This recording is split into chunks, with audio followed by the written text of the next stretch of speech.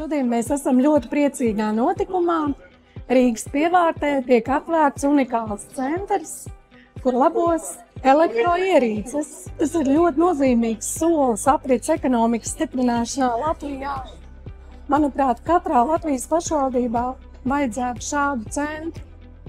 Un mēs kā varam ministrija izstrādājam ceļu kārtu iedzīvotājiem, lai aprits ekonomika būtu saprotama un iedzīvināta katrā mājasaimniecībā.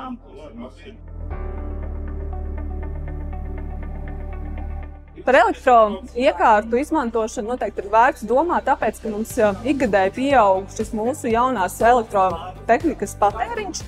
Un pēdējo 3 gadu laikā tas ir pieaudzis par aptuveni 18%. Un tas nozīmē to, ka ir jādomā, kā šo patēriņu samazināt. Mūsu sabiedrības ieradumi, kas rada arī atkritumus un potenciālo vidas piesārņojumu, ko nepieciešams tad vēlāk jau risināt citādi, veicot sarežģītus sanācijas darbus un īstenojot ļoti dārgus projektus valstī.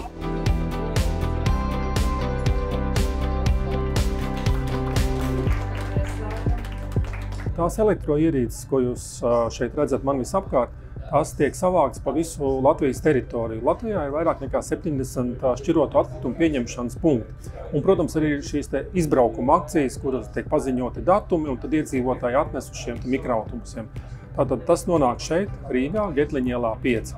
Tad darbinieki no šīs labošanas darbnīcas iet un skatās, kas no šīm elektroiekārtām izskatās tā daudz maz labā kārtībā, nav izjauktas, ir pilnā komplektācijā, bet nedarbojās. Tad šīs iekārtas tiek atnestas šeit uz šo laboratoriju un tiek remontētas. Ļoti bieži ir tā, ka kādai ir jānomaina kāds gults, kādai ir jānomaina kāds kondensators. Tātad šīs detaļas tiek pievienotas no jauna. Un tad tā arī sanāk, ka reizēm, kā mums šeit stāstīja, kad 600 vērts industriālais putekļu sūcējs tiek saremontēts par 10 eiro un atkal ir darba kārtībā. Iekārtas es laboju pateicoties maniem vecstāvam un onkulim, bet ikdienā to daru Repair Café Rīgā. Mēs esam biedrība, kas māca cilvēkiem labot savas lietas, nevis mest viņus uzreiz ārā. Un ja pirms met ārā, varbūt painteresējies, varbūt kāds viņu var salabot vai vismaz kādam tikt atdots, lai viņš to salabo.